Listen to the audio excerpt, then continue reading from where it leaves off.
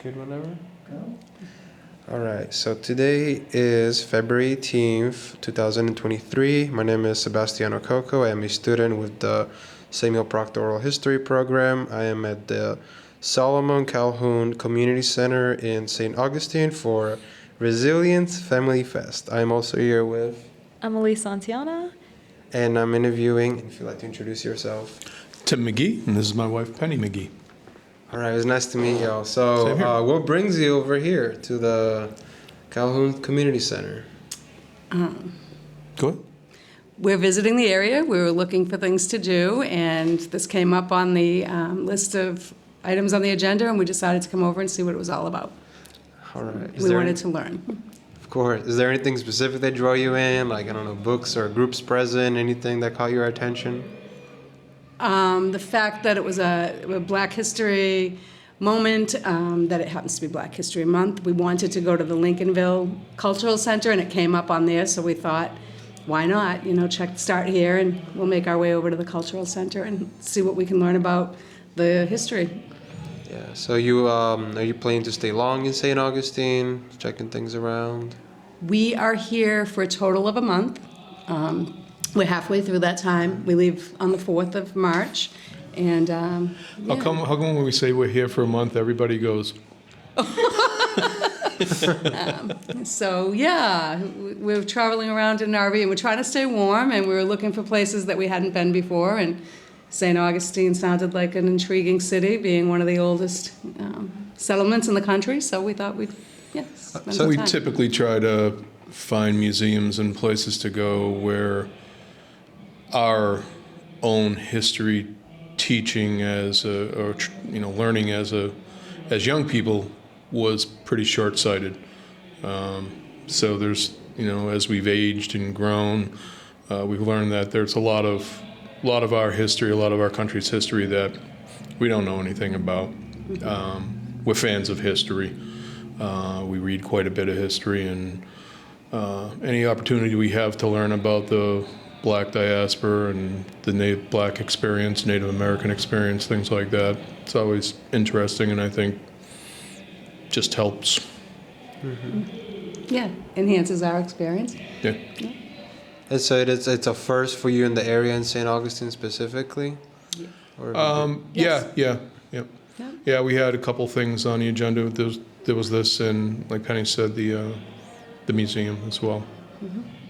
Would you say, because you've traveled quite a bit, so in terms of, because folks down here I would say pride themselves in how much history there is specifically in St. Augustine. Mm-hmm. How would you say that compares specifically to other places? Have you seen more museums than usual? How has your experience been in terms of being students of history? Not more. It's the history here is a lot more of the white European conquering the planet history than you see in other places. But the indigenous and people of color history tends to come from communities where there are large amounts of people of Black or Native American, where there's, where that gets pushed forward. This community doesn't seem quite that way. There doesn't seem to be as much, but we haven't been around Lincolnville enough yet either, probably to make a clear judgment on that. We spent some time in South Carolina, in Charleston and Savannah last trip. We were on our second tour of the country, and we did walking tours and things like that with people from the community. So that's where I think we had a lot of a big education there, things that just, they delve deeper into the history of the area. So, we tried to seek out a walking tour here, and it was hard to find one like the ones we had experienced in Savannah and Charleston. So. Yeah, so you're mentioning walking tours. That makes me wonder, what are some of your favorite ways of going about learning the history? You know, you just popped in a whole new place. Like, how do you even begin to look into things? Visitor center is where we usually start.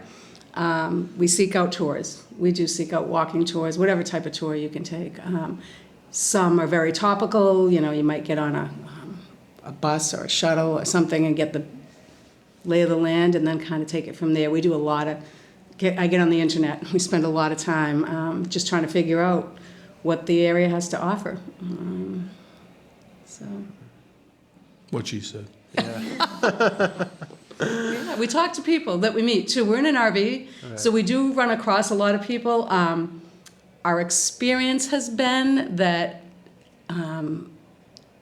would you say the larger percentage of the people that are in the places we tend to stay aren't seeking out the same types of experiences we are? Would you agree? Like a larger percent than... More than I thought we would run into, Right. actually. Okay. You know, the places where we stay tend to be middle-aged white America. So you do have to, you know, you have to do the research on your own to kind of broaden your own horizons on what you're going to learn. Mm-hmm. Yeah. And also just playing off the other cities that you've mentioned, what are some of your favorite places that you stopped in to learn about history? Any favorite cities that stand out to you? Savannah was great. Yeah. Yeah, Savannah really had a lot.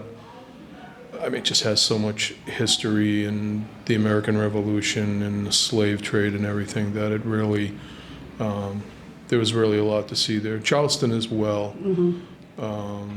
Charleston seems to put forward an awful lot of the Civil War aspect of their involvement, you know. But you did a great tour I did, yeah. in Charleston. Why don't you tell them about that? So we're traveling in an RV, and Tim still works. So he does some remote work while I get a chance to go out a little bit more.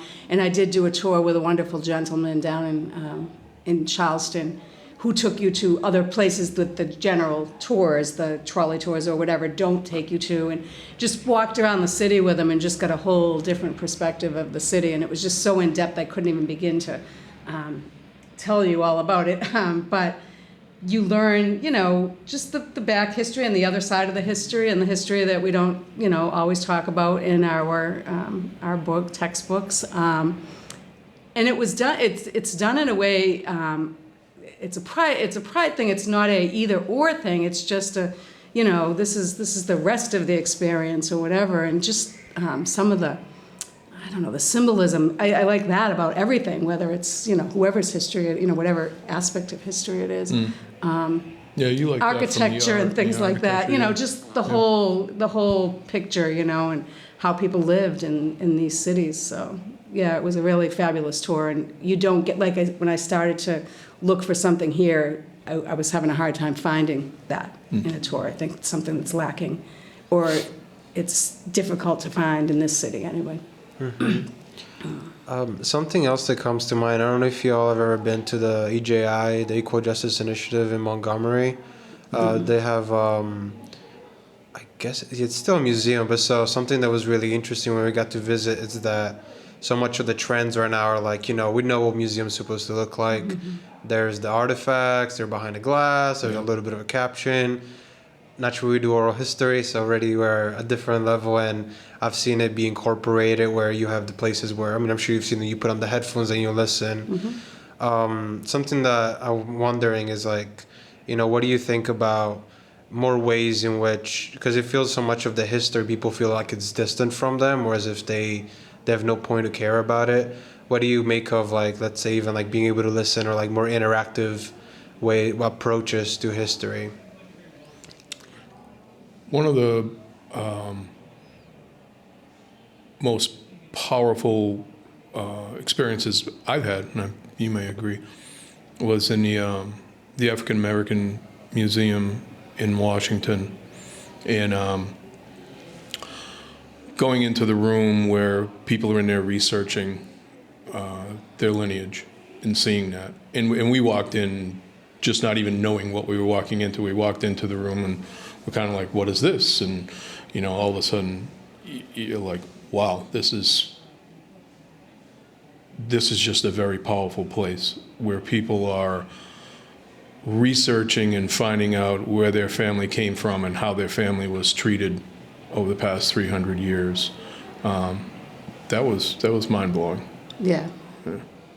That museum, yeah, I had forgotten about that. That was one of our favorites because of the diversity, and not diversity of people, but the diversity of the museum. Yeah. On one floor, you were shaken Yeah. going to the Till exhibit. Yeah. And on another floor, people were dancing joyfully because of the costumes and the music, yeah. and everything. It was just such a all-encompassing experience.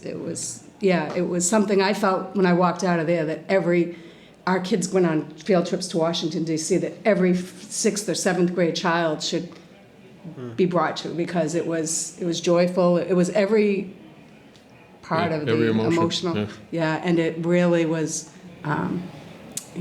quite a learning experience too. Yeah. So, and we went to the Indigenous Peoples Museum as well. Yeah. And we saw there, you could see the difference in the money that was spent. You could tell that the African American Museum had much larger benefactors, right? It just felt that way. It didn't feel like there was quite as much, money behind it, or it was a beautiful museum, but it wasn't on the same level. It was definitely, we felt it was a stark difference. Would you agree? Yeah. When we walked out, so, yeah. Something else comes to mind. So with the way that you travel, I think that right there is its own advantages, and also I'm sure it just makes you look at the history so directly, especially moving from all those points. And it reminds me of a lot of the field work that we do, because we just get on the car and just go and go and go. What do you feel as if there's a lot in the trip itself in your approach to history? When you have to go from all these places, from Charleston to Savannah down to here, do you feel the fact that you're on the road and seeing everything that's in between plays into your approach to it? Yeah, I mean, the trip for us wasn't necessarily about history. That's just a piece of it. But traveling down the road and seeing the country, we've flown a bit, and this is the last year and this year, the first opportunity we've really had to drive around. And you do, we're on the highways a lot, but you get a sense of what people's values are, what's important, what people's struggles are. We've been fortunate that we're in it. It was by necessity for the most part, because I am still working. We tend to stay in a place for a while, and I was looking forward to that aspect of it, because it's hard to understand a place unless you're there. For the longer you're there, the more you get to understand it. I've taken some time off over the past 3 months, so and unfortunately it's been all in Florida, but leading up to that, we spent quite a bit of time in Arizona, and it gives you the ability to see how everybody lives everywhere, and helps you to let down your biases on a lot of things, whether it's your political persuasion or your religion or non-religious persuasion, it's an eye-opener. It's something Penny really wanted to do for years. She wanted to travel the country and see the whole country, and personally I wanted to get out of the country and go to places like Sardinia. Yeah, it's been a very eye-opening experience in just a lot of ways. Just how beautiful the country is and how nice people are everywhere you go, for the most part.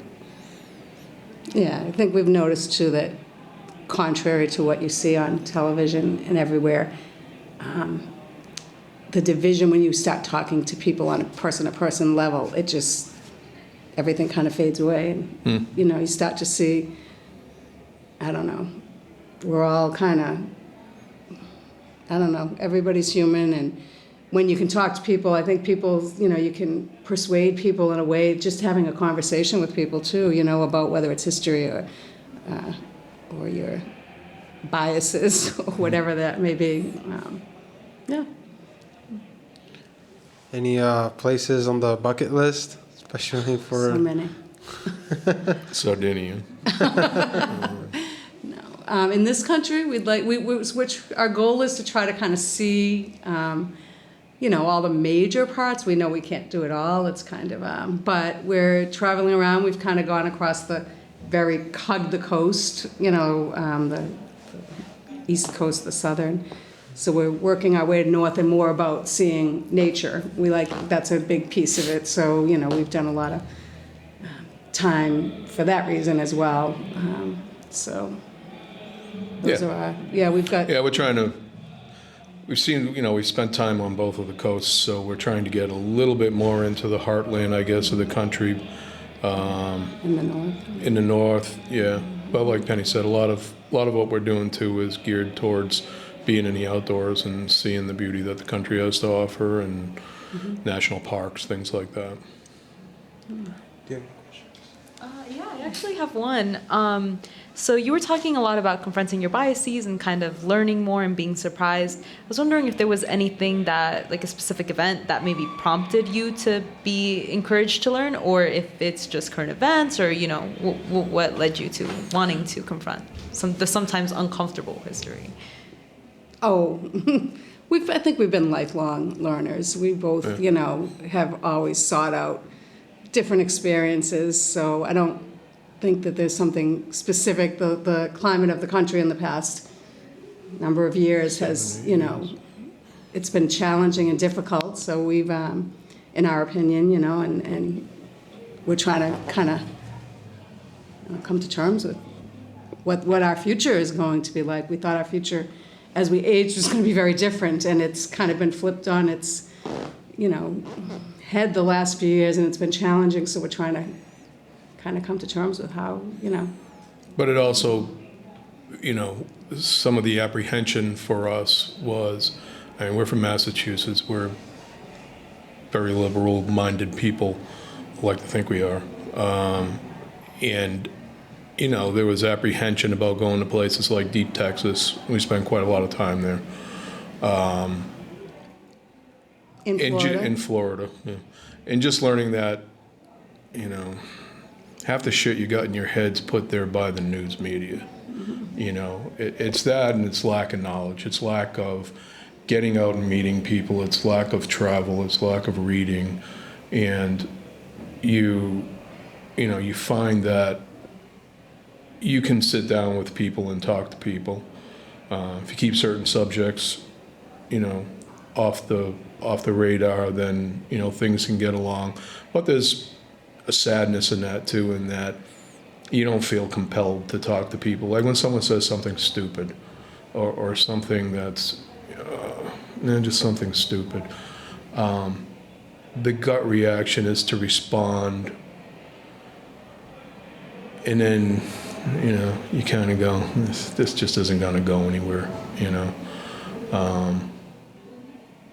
I guess if the past 6 or 8 years has taught us is that, you can't just change people's mind, that the behavior that people have is something that they've grown over a lot of years, and it's innate to their personality at this point, and that sometimes the best thing is to just question, to put questions out there and try to personalize the thing that they're saying in their own terms. And if you can leave somebody walking away with a question in their mind, then maybe a little change comes of it. Thank you for that response. That was it. It was really good. I'll just finish with something that you started with, because I think it's a good full circle. When it comes to learning about history, that's not your mainstream history, your great men history, right? Mm-hmm. That is, we know what that is, right?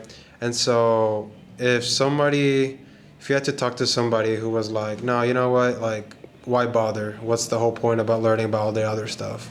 What would you tell them? I give books away. you know. And I've gotten them handed back to me saying, "No, I'm not going to read this," you know. I think that, you know, we were born in the early 60s, and our educational system just doesn't care about history, you know, and we don't have enough funding in the schools to really care. And then you have states like Florida where it's just, we're just going to redo the whole history and not talk about it. You know, that stuff's really scary. I don't know. I don't know how we eventually get away from that, but I don't know. You know, I was listening to John Meacham a while back, and he talked about, you know, he's trying to compare where we are now versus, you know, is this a better time? Is it a worse time? And so on and so forth. And, you know, he talked about the arc of human nature and human history and how it kind of sucks along the way, but it is bending upwards and it's getting better.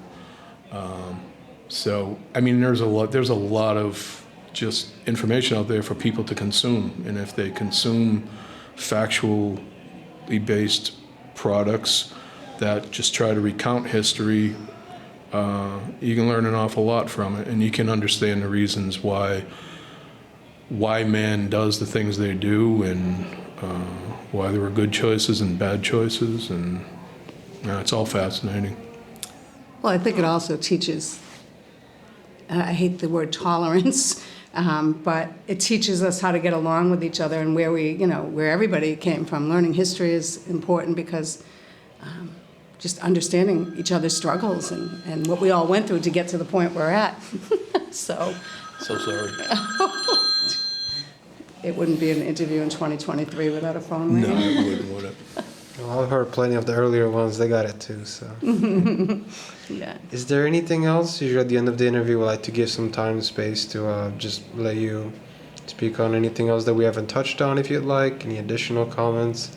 Anything else running around your head? No, St. Augustine specifically, so far, we're really enjoying the city.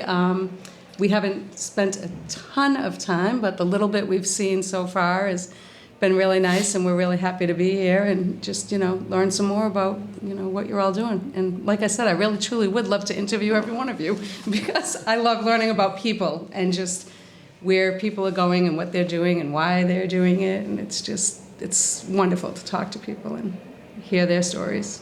Mm-hmm. Anything? No. Go RVs. Well, it's been great getting to chat with y'all. Thank you so much for this interview. Thanks for having us. Thanks for having us. What a pleasure. Yeah, it's been great. All right.